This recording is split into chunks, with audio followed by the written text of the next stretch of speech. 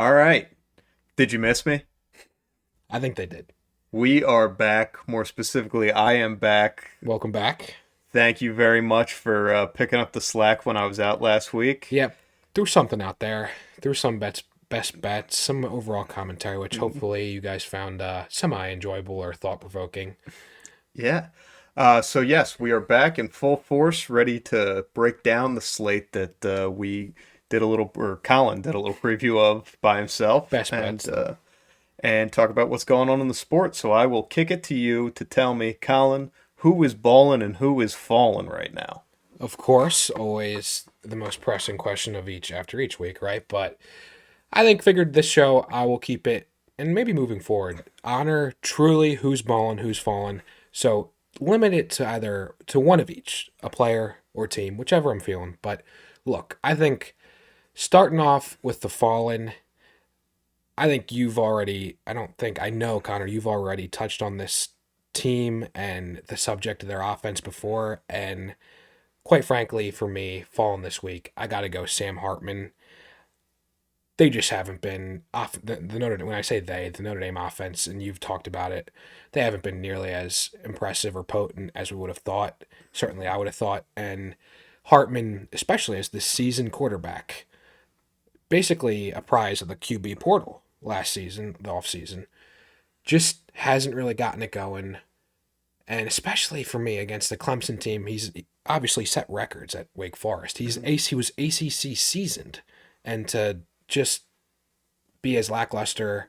I mean, him and that Notre Dame offense as a whole. I mean, sub 50% completion percentage, only not even cracking 200 yards, couple picks. Just expected a lot out of Sam Hartman, who was honestly a dark horse Heisman guy heading into the season, but that Notre Dame offense stalled. I mean, we saw the signs. We saw the signs. But Yeah. So who's balling? who's balling? I got to go with Dylan Johnson. He basically got some guys fired on USC. We're talking 250 yards, give or take, 4 touchdowns. I mean, the guy was, a legacy, a career day for him. I mean, Yeah. it's easy to give some love, the appeal of, the passing game, a quarterback or receiver on this segment, but I got to show love to Dylan Johnson. Unbelievable. Really two-headed monster of a Washington offense on the ground, in the air. Yep. Obviously, we know with Penix and those receivers, but got to give him some love. It obviously wasn't against a world beater type defense by any stretch, but you got to give the guy credit for doing what he did. Hey, And balling is balling. It doesn't yeah, matter who you're playing. exactly. Don't discriminate competition here. Yeah. It's I will you're clean one thing up there, though. okay. I think Alex Grinch got himself fired. Yeah, yeah. That's it's kind of semantics for sure, but he But definitely yeah, didn't help. final nail in the coffin Yeah, was. really did it. Yeah. Yep. So for that reason, I got to recognize him for that. And yeah, Con, I think with that, those are your ball and fallen for week 10. I will now segue into a now similarly reduced segment for your top takeaway.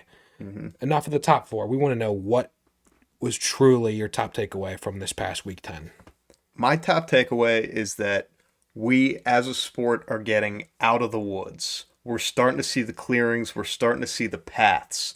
And of course, I'm talking about to the college football playoff. Of course, of Seems course. like the pretenders to the crown are falling off or have fallen off. Right now, we've really whittled it down to 11 teams that can make it into that Final Four. Only 11 even have a path anymore. If And that, yeah. and yeah, of those 11, a couple of them need a lot to break their way. Hmm. Really, it's 5 teams that we have right now that are win out and you're in. And you don't have to worry about all 5 of them doing it because 2 of them are Michigan and Ohio State. They have to play each other. Yep. There are 5 teams that if they win out, they are in, no questions asked. They don't have to worry about anyone else losing this or that. And so we're starting to see the paths clear to the college football playoff. 100%. No, I couldn't agree more. And I think that's sort of a natural segue with going hand in hand. My top takeaway is look, you posed the question in our reduced show preview last week, and I, quite frankly, was wrong in omitting a certain conference in terms of who potentially two team via the same conference CFP scenarios. Mm-hmm. Look, I think there's actually a case where Oregon and Washington actually both get in. It's looking more. It's just looking more and more possible from my view. We think about where they're currently positioned. I mean, we're talking top two, top six teams, Yeah. and like you just touched on with Michigan, Ohio State, and in that they are of course included as a potential two team from the same conference scenario. But I think we'll touch on a little bit further into some Michigan scandal, Stallions drama. I think it's just going to be so whatever shred that the NCAA could maybe use because it's really kind of teetering on the edge, like tight walking on a tightrope here with you come down with whatever you may in season and then the whole legal injunction, all that really convoluted tricky process. But I think, look, if Michigan has any slip up, which they have, Ohio State, Penn State, potential Big Ten title game, any slip up, I don't think Michigan has no chance to get in as a one-loss team. I think that's where we're at now. And so then you look at, okay, so Michigan potentially, it's either or Michigan, Ohio State, I think. Assuming it's more likely, I think Michigan, given what they have left. So Michigan potentially it doesn't finish the top four. And then Florida State, I don't know, the ACC could be interesting. You talked about, well, we maybe see them, who is their opponent in a potential title game. The ACC, I think the ACC is enough of a wild card where whoever gets into the title, whoever is Florida State's opponent, and they still have some meat on the bone left in the certain schedule, although we've identified them as potential, very likely, if not the most likely, to finish the regular season undefeated. But Florida State, look, I think I'm maybe leaning Washington and Oregon, I think, over Florida in terms of true who's the better team. So where that potential Florida State could very well look, there's a scenario where I think, because they're teetering on the top four line now, there's a scenario where I think they kind of drop off. And if we have, which very likely could be the case, I think, a one-loss Oregon, an undefeated Washington in the Pac-12 title game, and we see Oregon kind of flip the script and get a close win. Look, I think how it's going to be hard pressed to leave if we have another 38-35 Oregon on top, two one-loss teams from the Pac-12. I think it's going to be tough to say that they're not both two of the top, basically either 2-4 or 3-4 in terms of the best teams in the country. So that's just my top takeaway from this week. I mean, I guess might as well you pose the question, either thoughts on the possibility of what the Pac-12 scenario I just laid out, or even thoughts on how I laid it out in the other video. What do you think in terms of two team scenarios from the same conference? Yeah, I think that's probably the most likely would be if Washington and Oregon both went out till the Pac-12 title game, and then Oregon wins in a close game. They would both have only one loss, have them be to each other, and have them be in tight games. It would be tough to distinguish. Oregon would get the nod because they would have the more important win, the later win of the season, if you only took one, but it'd be tough not to take both. Now, what I don't think can happen is, I don't think either of them could jump an undefeated Florida State team. The committee has been I don't think so, but very clear on, like, wins and losses are the top criteria. So undefeated is undefeated. That being said, how often do we get to this point in the season and go, oh, wait, are we going to have more teams that deserve to be in than spots? And then all of a sudden, Florida State loses, or Texas loses, or Georgia loses, or every year it seems like we get to here and we go, wait, there's like 6 teams that deserve it, and then there's a couple losses and it all shakes out fine. So I'm sure that will happen, but and if it does shake out in that specific way, I think, yeah, Washington and Oregon are both in. Second most likely, I agree, is Ohio State, Michigan. It's going to be interesting to see what happens. Yeah, I think there is enough of a cloud hanging over Michigan that even with one loss, even if it's a close loss to Ohio State, you don't put them in. But it's tough. There could be a weird scenario where Michigan beats Ohio State and Penn State this weekend, and goes into the Big Ten championship game in a game that they don't care nearly as much about as Iowa or Minnesota or whoever's Yeah. representing the other side, and loses an upset there. And what do you do with that team that's beaten Ohio State and Penn State and everyone else on the? It's it'll be interesting to watch. And my Hmm. Connor's questions for next week, a little preview. We're going to be talking a lot about different teams' paths to get there. So I won't Sounds spend too good. much more time on it now. Yep. Just a little enticing you to watch. Tune in for the next episode here in our Week 11 preview. Yep. But yeah, I think with what I just saw this past weekend, and it's maybe reinforcing or going against what we both might have thought previously with, oh, this Pac 12, how it's destined for carnage. Mm-hmm. I think they are Oregon, they being Oregon and Washington, are two teams top to bottom that are just immune to Pac 12 carnage. And if we talked, it's clearly, though, not to belittle the rest of the conference because it is such a strong, I mean, top to bottom, it is the best this season. But Oregon and Washington, I mean, they're just rolling. They're rolling, and I think, yeah, you touched on it. We're doing a routine every year now where conference title weekend rolls around. There's always one seemingly upset. Somebody drops the ball, and if it's Florida State, who knows if the ACC's got some. Yeah, I keep saying the word wild cards to potentially make things super interesting and really difficult to just in the event with how it's trending here. Washington, Oregon, round two, and if Oregon evens up the season series, so to speak, we're in for a riveting top four selection show. And yeah, if we have I mean, just even if those two from a talent perspective, Oregon, Washington, and you get a Georgia and you get a Ohio State, that would, I mean, it's shaping up to be one of the more, I think, enjoyable top four that we're going to have. Fitting that it's going to be the last year of the Yeah. top four format, but it's just going to be a lot of fun.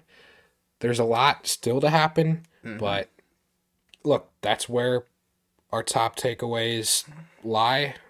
I think a little quick intermission. Connor, as our lead investigator, special investigator on Connor Stalions, the Michigan scandal, just give some updates, whatever you feel fit to share. Yeah, I didn't see myself ever being a Connor Stalions beat reporter, but I guess it's what I've turned into. Uh, This is one of the wilder scandals in the sport I can ever remember, mhm. and it truly is the gift that keeps on giving. We don't keep talking about it because we're rehashing old stuff. We keep talking about it because new news breaks like every other day about this scandal. Yep. The latest of which being that Michigan has gone on the offensive, so to speak. They basically, I guess, yesterday, 2 days ago, uh, the Big Ten was planning on suspending Jim Harbaugh for the rest of the season. They had a Hmm. press release ready to go. They were going to release it, and Michigan's athletic director came and said, or perhaps it was their president, I don't remember which, basically went to the Big Ten and said, if you do this, we will take you to court and we will sue you. We're not going to roll over and take this. Like, it's going to be. And anytime that we're fighting this in court, he can't be suspended because it won't have been settled. So he's going to coach the rest of the season either way. It's just, do you want to fight us on this in a court of law where everything, all the dirty laundry from everybody's going to come out? Hmm. And so the Big Ten kind of stepped back, and they're still investigating it. They're still going to levy probably multiple sanctions on Michigan after the season. But this is not something you see a lot in the sport. That the whole university is standing behind what's going on, and for years we've seen anything that happens, they try to appeal to the NCAA or their conference to get their sentence reduced and say, hey, we'll fire Connor Stalions, we'll suspend Harbaugh ourselves, let's make this a small punishment from you. And Michigan is standing up and saying, we're not doing any of that stuff. Any punishment that comes out of this is coming directly from you, and we're going to fight that punishment, Hmm. which is an interesting move. I can't remember ever really seeing it. Now, the other thing that has come out is that along with this, Michigan has The Athletic, I believe, was the first to report it, or no, it was the AP was the first to report it. But with apparently they've seen documents, texts, emails, everything. So this is real stuff. A former staffer at another Big Ten school has come to Michigan with this evidence and said, not only like is everyone in the conference sign stealing, but I have proof that we are, and I have proof that multiple programs in the Big Ten were sharing Michigan signs with each other. Like Purdue telling Nebraska, hey, you're about to play Michigan. We already scouted them. We already have their signs. Let me shoot you this document. And apparently, yeah, they have the proof. They have the emails. They have the documents that this is an actual thing going on. And basically, the reports are nothing has broken. None of this has gone public. The AP has backed it up and said, hey, we saw it. It's real. The Big Ten is now officially investigating it, saying there is evidence. So it's not just a wacky theory like a lot of the stuff coming out in this. And the reports are basically saying this is the beginning. Like, this is going to be a big thing. And that's where we are now. Maybe by next episode, we'll have some clarity on exactly what's going on with all that. Probably not likely at all. But one thing to clean up from previous episodes, apparently the Big Ten has said, like in their investigation, we looked into it. Ryan Day was not the one who hired the private investigation firm, so we can stop that narrative. Okay, interesting. I feel like this maybe over the weekend or the last 5 days or so, it was maybe because there was I guess maybe asked point blank Ryan Day, and it was seemingly building up to it's Ryan Ryan Day, and he I guess he basically said no comment Yes. to the tune of that. So because he gave that kind of weird no comment, when they asked not specifically about him, they said, hey, someone in the Ohio State program, or maybe you did, and he said no comment. Everyone took it as it was him. Mm-hmm. Big Ten has come out and said it wasn't him, but they haven't said it wasn't anyone on Ohio State staff. They just said it wasn't Ryan Day. So this still could be like a staffer at Ohio State or the president of Ohio State University. Yeah. And as you could very loosely, you could come out and say something like that, but it's like, if it's the Ohio State, somebody, any connection to the program, it's like, well, okay, as a rational person, how many degrees of separation do we really think Ryan Day was from this being brought, ultimately being brought to the Big Ten's light? And yeah, I mean, great coverage there. I think one of the big themes with, just obviously very unprecedented in, I think, several respects. And ultimately, I think it's the idea of an in-season precedence where, to your point, and maybe to anybody, if any other school that might be in this position, if it's a threat to potential bowl, CFP, whatever, no one's just gonna, I feel like, roll over. If it was after the season, we just keep things, quietly under the rug, nothing new seemingly coming out every day. Just try to get through the season and okay, yeah, sure. Oh, you appeal, we'll figure this thing out in late January, February. Once the dust settles, you hear, John Harbaugh leaves the Michigan, going to wherever. Jim there. But John doing good things with the Ravens. That's another thing with Georgia, former OC Todd Monken there. But aside there, it's just such a tangle. It's just a mess. And it's seemingly, we keep saying week by week, we're just getting started. I mean, I would just love to see, well, yeah, you can't really make odds for this, but just if we're taking bets, how long does this go on for? I mean, it's just going to hang over the entire sport for months and months and months on end, which it's funny because you have the whole playoff expansion next season and really the whole chaos of the conference realignments or expansions. So that's just funny as you have these teams out west and getting their shine, the UCLA's and USC's coming into the Big Ten. It's just going to be funny because I feel like we'll maybe get to start of next season and it's still going to be the dominant storyline. It's just going to be the Michigan, whatever parties end up coming into the fold as we get on here. It's just going to be Michigan. There's not even going to be any focus on, oh my God, we have these two West teams into the Big Ten now. It's just, it's just unbelievable. But it makes it for like it's It's college football soap opera, if you will, drama, Oh, it's a soap daytime opera. drama Yeah. that doesn't start. It's not just daytime; it's seemingly every 24/7 here. But yeah, I think any closing thoughts on the scally on where we're at, or anything you forgot to mention? I mean, I think you covered pretty much in depth everything that's going on. Updating myself, even with this. I mean, yeah, you're my go-to. You're the go-to guy for There's a lot of many. research that goes A lot of into this. research. A I'm lot reading of a lot of research. articles A these lot of days. articles. Yeah. A lot of subscriptions, which you guys can pay it forward by subscribing to this channel and Very dropping a true. comment, dropping a like. As always, appreciated very much by us. But with that, I think just want to segue into Week 10 recap, notable Yeah. games. Yes. Let's do it. I guess standard top 25, kind of top to bottom here, staying in that Big Ten. The rival of Michigan, Ohio State. Interesting, very slow start for Ohio State, first half wise. Mm-hmm. But ultimately, your Marvin Harrisons of the world gets a couple touchdowns.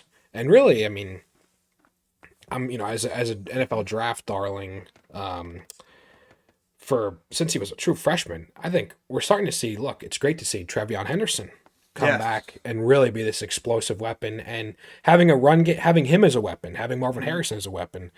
I think it really furthers Ohio State's pedigree. I think as look, are they the number one team? I feel like maybe Georgia is proving that they actually maybe do deserve Mm-hmm. that from after obviously what they've their body of work over the last 25, 30 games.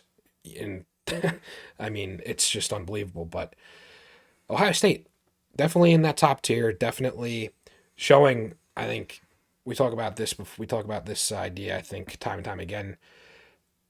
Just good teams find ways to win, and it's not going to be pretty. It's not going to be with this Heisman, leading candidate. No disrespect to Kyle McCord. They're just finding ways to win, and it's what good teams do. Yeah, I think we've talked about it with a few games that have gone like this with different powers at the top before. It's just like you said.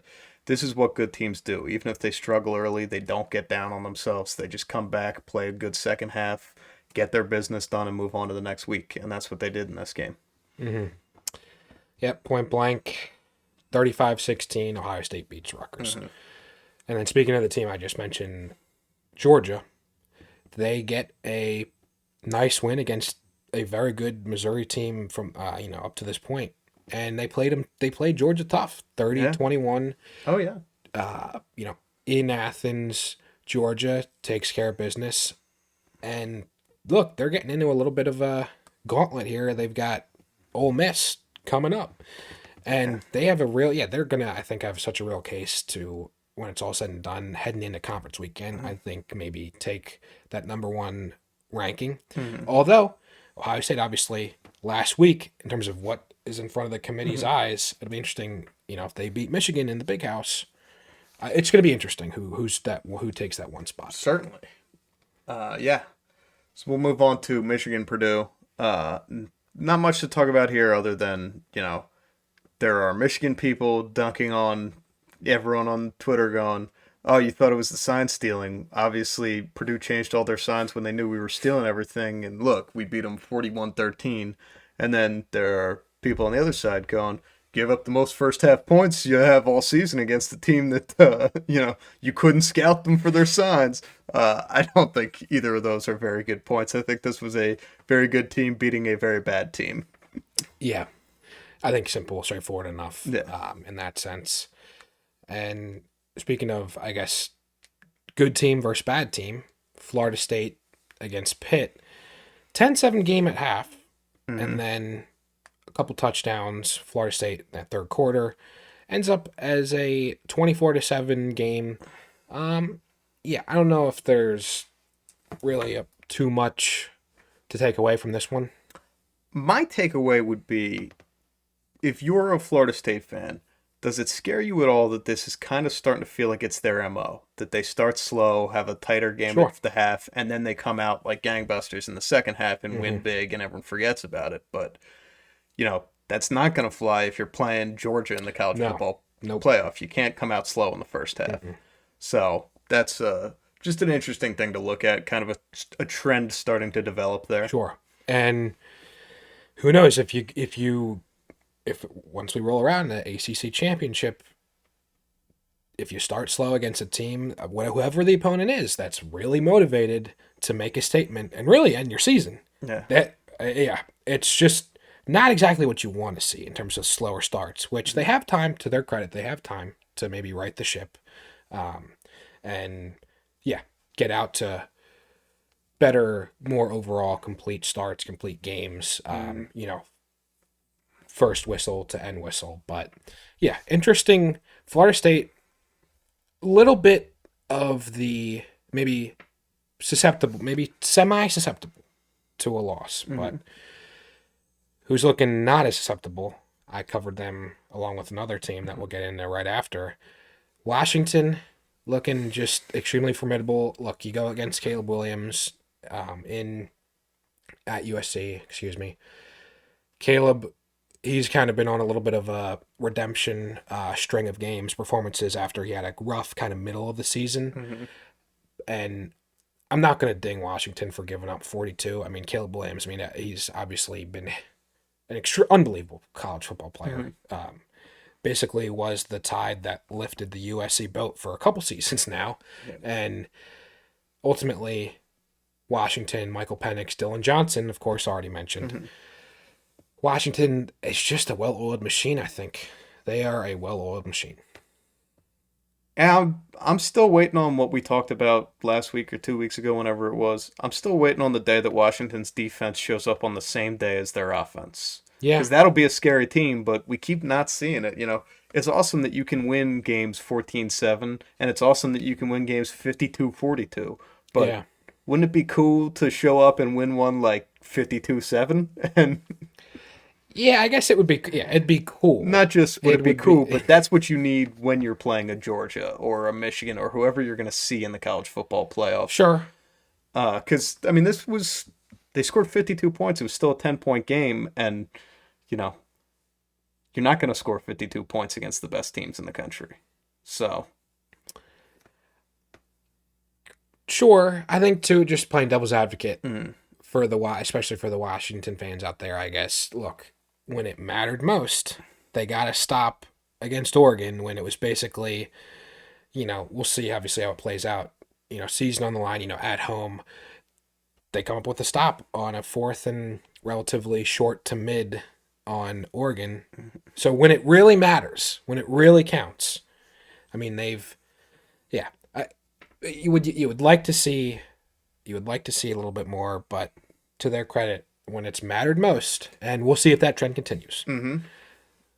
Oregon, on the other hand, look, their defense, in terms of if the identity of the most complete, the true most complete team, I think Oregon's got to be up there, if not number one. A little bit of a hot take, but with that, I think they have to be number one. Yeah. I mean, we keep talking about it. The defense is, the scourge of Pac-12 offenses so far this year. They're really slowing down really good offenses. I mean, Cal just put up like over 40 in two of their last three, or three of their last four, or something. Like that. Yep. And they scored 19 against Oregon.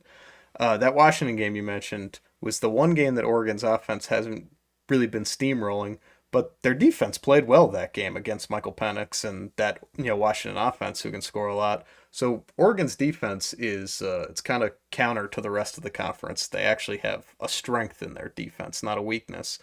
But their offense can score with any Pac-12 offense too. Yeah. So I do think they're the most complete on both sides of the ball in the whole country. Yeah. No, you can't. Extremely difficult to argue against that. And yeah, they absolutely control their own destiny.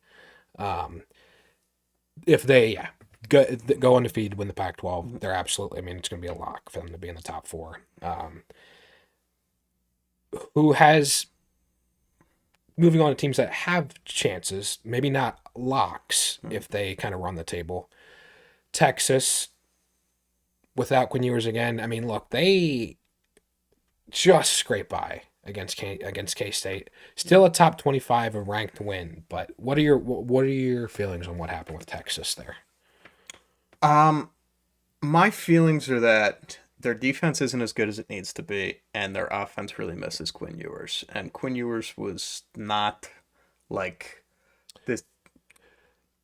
I see where you're going. He wasn't the Heisman candidate everyone wanted him to be, right? Not quite. Uh, but he was probably better than we gave him credit for. And now you see a little bit of regression without him. And again, this is a thing where they scored 33 points, so you don't want to put it on the offense and say that that's not good enough. But when you're talking about trying to win a national championship, sometimes it's not. And so I think that's the reason this was such a close game, in my opinion, where Texas, watching it, looked like the better team the whole way, and then it's a 3-point game. Mm-hmm.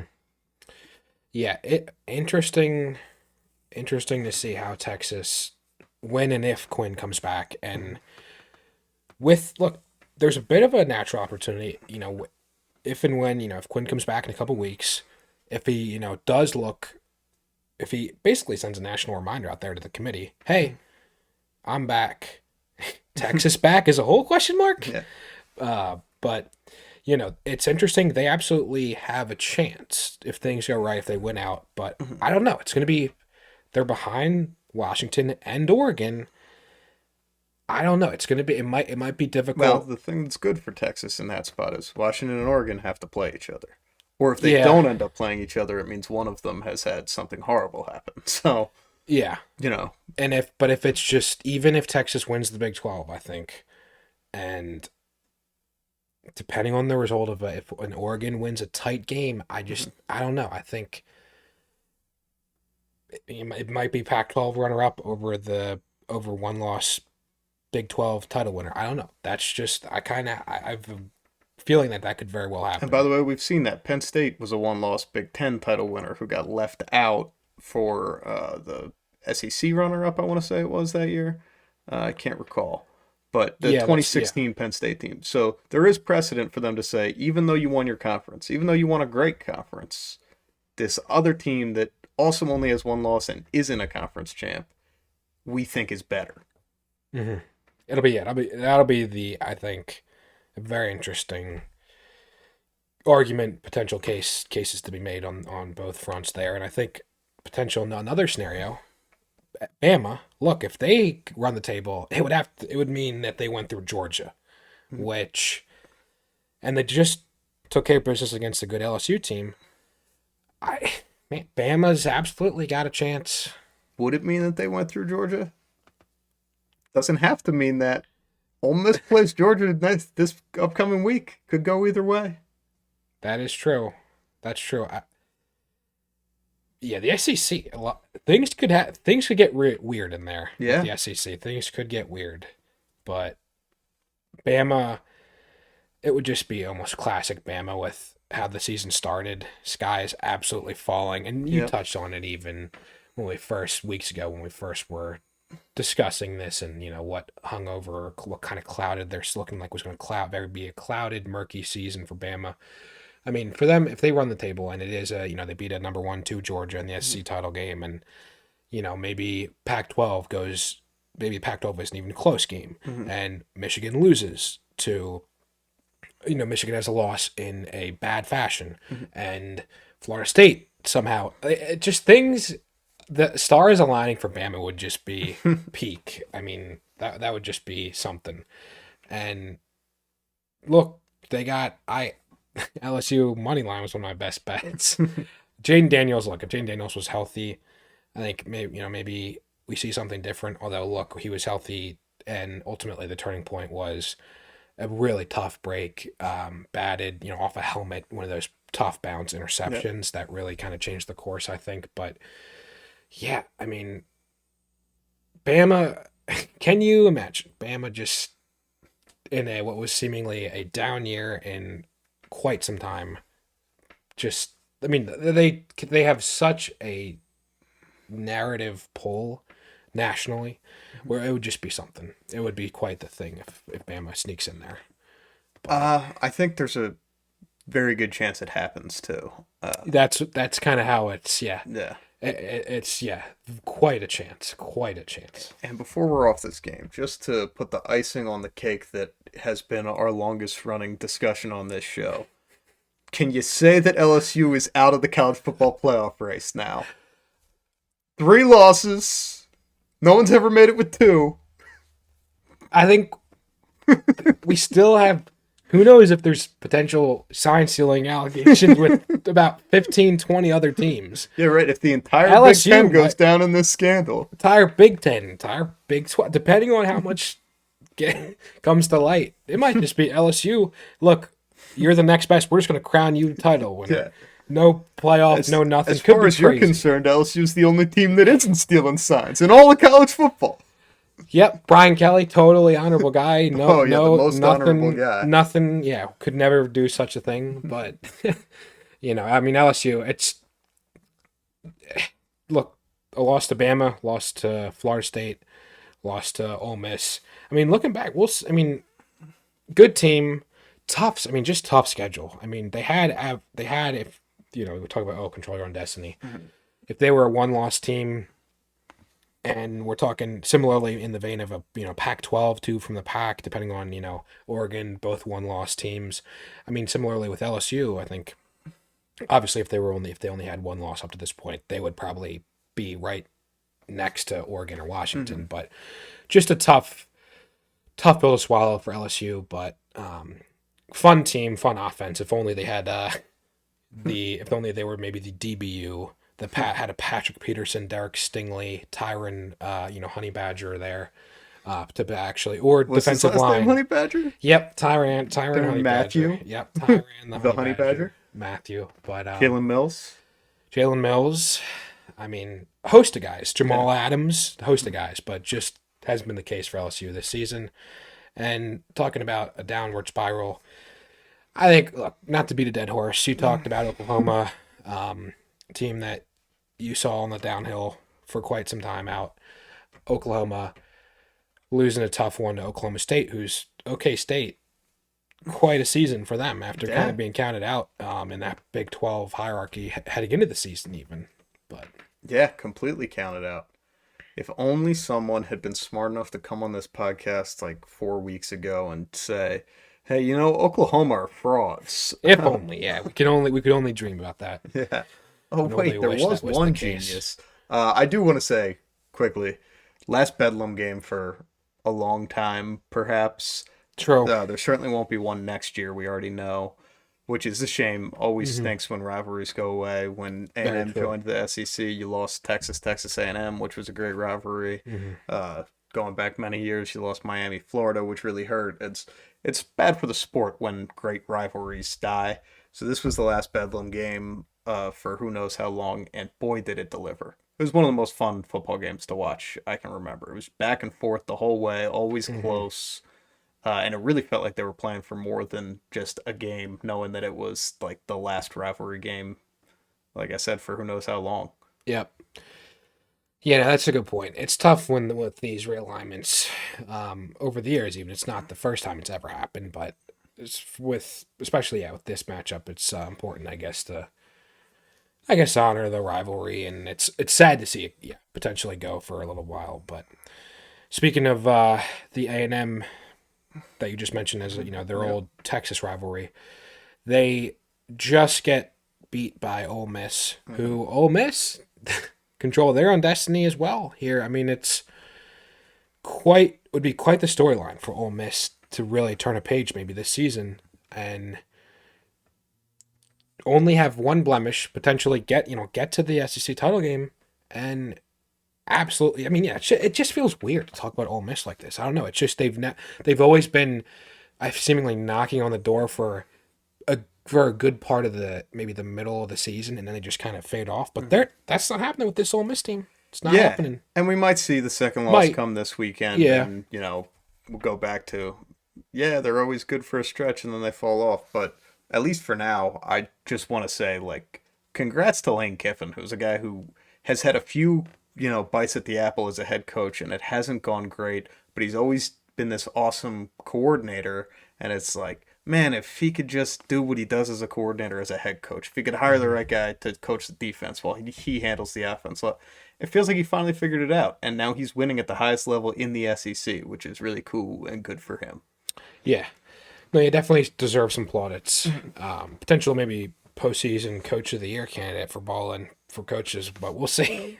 Dark horse there, but look, I think quickly trying to rattle through some Mhm. games here. Penn State takes care of business against Maryland, who isn't necessarily a pushover, but Penn State, we'll see. They've got a chance to really this upcoming weekend maybe Yeah, re-announce themselves. I mean they're one of those 11 teams that still has a path. It's not a pretty A path for path, them. a path. It's No, not yeah, it's not an easy one, uh but yeah, it starts with they get Michigan this weekend at home. It's going to be the loudest, craziest stadium you can ever imagine, hmm and we'll see. we will see. Yeah, stay tuned. Just when you count them out. I mean, and that's look. It happened. Maybe it ends up being a blessing in disguise how early their loss came relatively within the Hmm. season. We will see. Bama or excuse me, Penn State I think is right up there with Bama. Can you imagine if they with how you know how much has maybe over not overlooking but just sky's falling. Could you imagine if imagine we see a Like I said, Bama we and came on here after the Ohio State game, and I was telling Penn State fans, "Calm down. You don't need to fire your head coach. yeah, If they win the everybody would college die football for playoff that would after be that would be unbelievable. And we talked about after 6 weeks ago, they wanted to fire their head coach." and in the season when you talk about mentioned it earlier, win the Big Ten one loss team being omitted before. Imagine this is the Yeah. season where they sneak in as as a one of the top four. It's like you said, there's a chance. So you're telling me there's a chance, and there's a chance. But yeah, look, speaking of the ACC, look, Louisville, they're hanging right around there. They could be a potential. Look, Louisville could make some noise. This is the 11th team in the 11 I was talking about. Again, they have the toughest path there because they have the worst resume right now. Hmm. Their two big wins don't look great anymore. Notre Dame's one of them. That's fallen off. Duke's the other. They've fallen completely out of the rankings. Hmm. But if they were to do it, they'd have to beat Florida State in the ACC championship game. That would mean a lot, and then they'd be a 12-1 conference champion. Yeah. That's tough to ignore. Yep. I think maybe we'll see a lot. Things would have to happen. They might just be a little bit too low at this Yeah. stage for it to really build the momentum. Maybe if it was a season was a week or two longer, and a lot else to happen elsewhere. But yeah, Louisville looking good, looking pretty good here. Yes, and also in this specific game, don't want to get too big picture on it. In this specific game, this is a Virginia Tech team that's been coming on late. They started the season really poorly. They've been playing better and better each week. They've won some good games. They've given some pretty good teams a tough test. Hmm. For Louisville to beat them by 31 points, that's a really good win for Louisville, and that shows that they probably are a pretty legit team. Yeah, no, absolutely. And in terms of maybe not so much with Notre Dame's loss to Clemson, who's had a tough season. Yeah. Notre Dame, look, they always have seemingly tough schedules because of their non-conference identity, but yeah, Notre Dame, I think this just kind of tarnishes their maybe for now. We'll see. Maybe if they get in it, we'll see how the season ends, but just you can't lose. You can't lose to Clemson. Just point blank, I think. And look, I talked about Hartman already. Disappointment. My fallen for the week. Really a tough season for that offense. You've spoken seemingly several times on this Yeah. show before, but yeah, Notre Dame just expect a lot more. And even with tough defense got to be better. You got to be better. You can't give up 31. I don't think to a Clemson team there, but Yeah, it's just not the season that Notre Dame fans thought they were going to have. nope. All right, we'll move over to a Pac-12 matchup that was fun to watch without being a super high-scoring shootout that Hmm. we were kind of hoping for. Maybe at least I was as a viewer, with no allegiance to either team. But Oregon State, Colorado. Oregon State, it feels like has been teetering on the verge of falling out of the conversation of being a really good team. And not that Colorado is a great team to beat, but it's still a relevant enough, good enough team that this is a good win for them. Oh yeah, absolutely. And I think just natural segue, just juxtaposition of seasons as in terms of fans, what you seasons you really don't like the season ultimately if you're a Notre Dame fan, what's Hmm. happened. But Oregon State, you got to be loving Yeah. this season. And look, they're right. I think probably they're pretty much right in that top of the next tier in terms of the Pac-12 hierarchy. But yeah, Oregon State, man, what a under the radar program this last I guess 15 months even. They've really they're building something in Corvallis, if I do get my cities correct in the Pac-12. Corvallis, I believe, is how it's pronounced, but Corvallis, okay. you were It's pronouncing it there. with the German V. That sounds like a Yeah. W. I thought I thought it was a W at first, but yeah, Corvallis. Yep. Okay. Yeah, I'm just pleading my Buffs. Please, can we get 2 more wins? Please figure out a way. But yeah, Oregon State, I don't think it was ever going to be coming against such a good team there, the Beavers. But look, Tennessee playing UConn this time of the year. I mean, just kind of a little bit of lack of respect on my part. Like, how do you schedule this game? I mean, 59-3, whatever. I mean, Tennessee is Tennessee. Yeah, I mean, the only thing I'll say, UConn thought they were coming. They thought they had some rolling with Jim Mora. They were getting back to what they should be. And that's probably why the scheduling looked this way. And this year, it's been a little bit of a slap in the face of, Yeah. nope, come back down to earth. You're not going to be a good team again. You're still going to be UConn football. Yep. Yep. And then But hell, Tennessee, who their offense has been a bit of a concern, they scored 59 points on a Division One college football team. So yeah, there's that. it's I guess. UConn, but There's that. still, I guess there's that. Talking about 50 points too, a team you maybe wouldn't associate it in the Yeah. Pac-12. Utah. Barnes 4 touchdowns. He's previously featured Ballin, but yeah, Utah.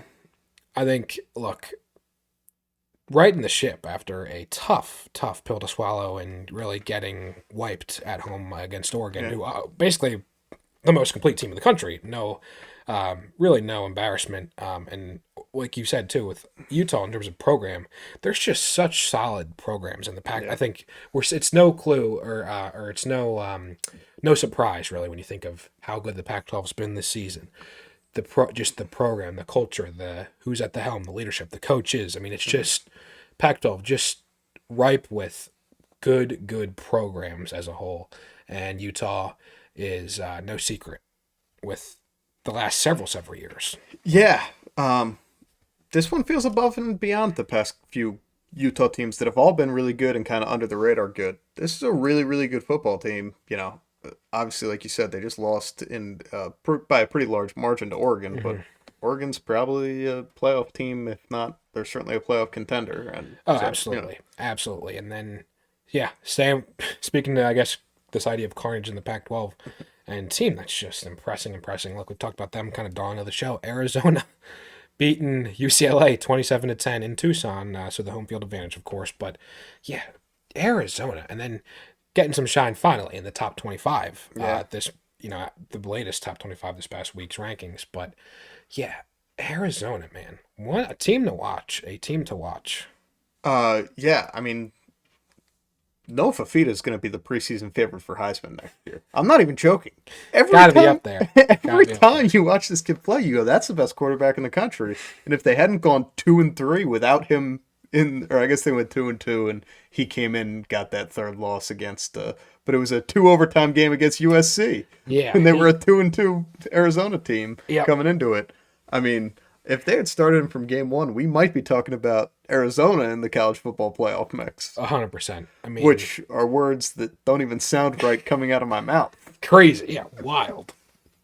But yeah, hell of a performer. Noah Fafita.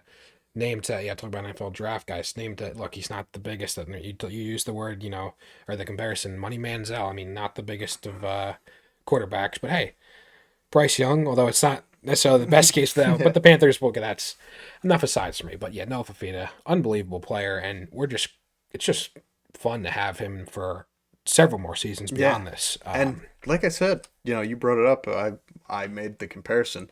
It really does remind me of watching Johnny Football at the beginning of his career, and he ended up taking the nation by storm and being the most famous college athlete I can ever remember when he was at his peak. Yeah.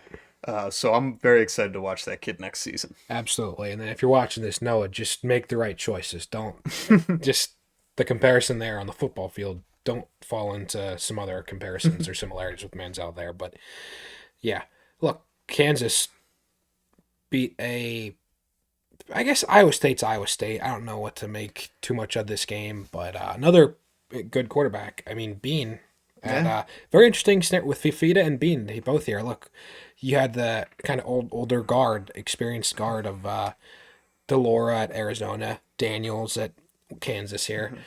But I think with Fifita and now Jason Bean, I think look, they're up next. They're the next man up for the face of those programs in Kansas now specifically with Bean. But yeah, I don't know what. Just slow and steady, a touchdown a quarter gets you 28 points, and you beat Iowa State, Big 12 rival, I guess. But Yeah, I think you called it when you said Iowa State is Iowa State, which is, they're pretty good. They're not great. They're not awful. It's just a solid college football team. It's good to beat teams like that, not lose to yeah, them. So yeah, good for Kansas. hmm I didn't see anything that particularly jumped off the screen either way for me in this game, but just taking care of business, yep, taking care of business, respect there. And then similarly, Tulane, they're scary maybe, one. yeah. And I think, look, but when it's said and done, we'll get round out the top 25 here with, in terms of the group of five, who's the best. Yeah. Look, they survive. It's kind of like a survive in advance for Tulane here. Mhm. But look, as far as the team goes, especially at the helm of the quarterback, which shout out to Michael Pratt. I thought I saw he was kind of the first official guy for the Senior Bowl. So that'll be fun. It'll be Very good for Senior him. Bowl would be really, really fun to watch Yeah. as a little, post CFP NFL draft appetizer. I mean, the quarterbacks, there's just so many fun quarterbacks, and Yep. he he's really right up there. And especially in a draft, yeah, not going too far down the rabbit hole.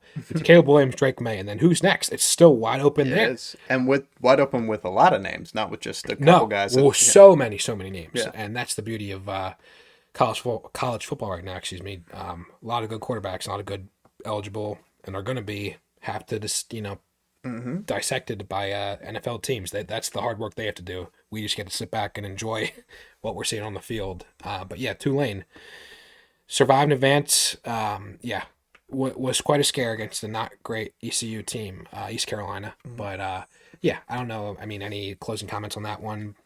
Uh yeah, it was it's kind of like what we have talked about with other teams. You go down 10-0 early, the good teams come back and win that game, and they did, and it didn't Mm-hmm. look pretty, and it wasn't a fun game to watch, but Just got to grind it out. exactly, they're a good team. They won that game. Yep. And then speaking of, I guess, scares that truly resulted in fright. What we thought was an Air Force team that well, they had a resume that was indicative of easily making a case the best Yeah. non power group of five non power five conference team. But man, I guess if there was ever going to be a potential trap, it would be these service academy games. Army goes out in 23-3, quite a game that we Yeah. didn't see maybe coming, did not expect. Obviously, I'm a bit sad for my Falcons. I've been high on that team all Hmm year. Really, the reason I've been so high on them is you don't see service academies that throw the ball and score a lot of points, and they were, and it was super cool and different. And then they Little, went yeah. out and they threw for under 100 yards, 2 picks, and I want to give all the credit in the world there to Army. Army was throwing a lot of like fake blitzes and then dropping linebackers right back into coverage on them, and Air Force wasn't picking it up, throwing the ball around, threw a couple picks, threw a couple more scary balls, and Army shut them down. Army scored 23, which is a lot hmm for a service academy, but that wasn't the story of the game. The story of the game was that Air Force couldn't move the ball. And so, props to Army's defense. Army not having a great season, but this is a hmm big win for them. A very Yeah. cool win. Yep. And unfortunate that my Falcons are not going to be undefeated, not going to be the best group of five team in the country. hmm I guess. Look, talk about motivation, being up for a game. I mean, I think Army in this case being up for this top 25 ranked service academy Mhm. that's getting kind of in the limelight, all the limelight here, which I think traditionally it's safe to say maybe the last for a little while in the last decade or so, Army's kind of been up, I think, up there, taking maybe a little bit of the spotlight. But yeah, talk about a statement opportunity, statement game. Quite a performance by the men from West Point there. But yeah, look, before we recap some best bets, Con, any closing thoughts or specific games? Yeah, I Anything just jump wanted out? to shout out Jamie Chadwell and Liberty. We talked about them a little bit a couple weeks ago. They finally got ranked this week. They're number Mm-hmm. 25 in the country. They're undefeated, poised to stay undefeated. This is going to be the second group of five team in 4 years or whatever that Jamie Chadwell's done that with. Yeah, So just a really good football coach, and excited to see where he lands whenever he ends up taking a Power Five job. sure. Yeah, which it seemed, yeah, he's just basically barging through that door. It's you can't. Yeah, the body of work now. It's You go two undefeated twice programs. with two different Yeah, programs in a 4 year span. You yeah, have which to. mhm, yeah, which I think you had already said before in the show. Credit to him. I mean, it seemed like at best a very lateral move at the Mhm. time, but yeah, looking like quite a decision to make. The right decision for him and his potential career trajectory here on Yeah. out. But yeah, we'll see. Interesting game to watch for sure. But I guess look with that, you kind of just naturally segued there, transitioning into the best bets. hmm Liberty really took care of business, easily covered that 15 hmm that they were getting or expected to cover against, I guess it was a La Tech, Louisiana Tech hmm team. It was, not a great team, not anywhere close in the same Yeah. tier, just outclassed them. But then I guess unfortunately, Con, that was out of the three, that was the only one that hit. We still disagree on that, but One, well, that being in question, UCF. no, I'm just messing with you. Okay. But I wasn't sure if we had potential deviations and, it paid out from what was placed on the app, but then what we gave on the show, which, look, it's always a gray area yeah, and that did potential happen. But you have to susceptibility. count. You have to count what What what we're telling you yeah, and putting out there, but line moves a half a point. That half a point ends up being a win or a loss. It's yeah, unfortunate, but yeah. But yeah, I guess just to be clear, tough in Old Dominion and UCF didn't quite. We're and talking on the margins. Old Dominion. I ended up going to a hockey game that night, and I was watching before the game. I went and got dinner at a bar by the stadium. I'm watching at the bar. Old Dominion's not only winning this game, looking like they're the much better team. I went into that game so confident. I came Hmm. out of the game and said, "What the hell happened?" And I don't even know. I did. I still don't know what happened. But Yeah, yeah, it is. It's tough. It's tough when you got some money on the line. And yeah, for me, it was kind of the case. Very much money on the line here. Taking LSU money line, not the best bet looking back. Um, yeah, a little biased toward LSU, I think for sure, but tough to see him lose. Would have been interesting, a different game, I think, if Daniels is in the whole game, and really if just a couple breaks. Because look, LSU jumped out to leads beginning of each half, but look, Bama is Bama. Showed their staying power, and yeah, we talked about them before. We'll see what this rest of the season whole has in store for Bama. But yep, look, that was the only blemish, I guess, out of my three picks. I was happy to realize a sort of backdoor cover by Colorado, getting the 13 and a half. It was only losing by a touchdown score there in the end. And then staying in the Pac-12, Washington covering the three, winning by 10 points against yep. USC there. So would you look at that? Overall, we only, it was 3-3 this week on the show picks. We're maybe steadily climbing, potentially. I don't know. Potentially. We'll see. But yeah, look, with that, hope you guys really enjoyed today's show. We'll come back to you with a preview with some interesting games, absolutely, coming up, week 11. Con, any last words here? I'm Squirrel White. He's Kool-Aid McKinstry, and that's the episode. Got you on lock.